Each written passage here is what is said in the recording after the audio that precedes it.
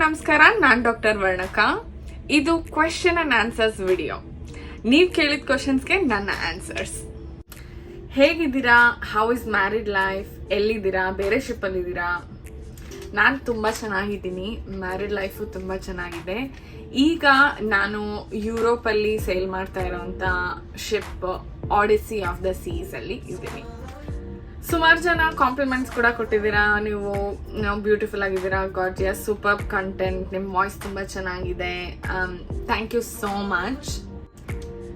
Wear are you from? I am from Bangalore. Acupuncture course ಎಲ್ಲಿ ಮಾಡಿದ್ರಿ?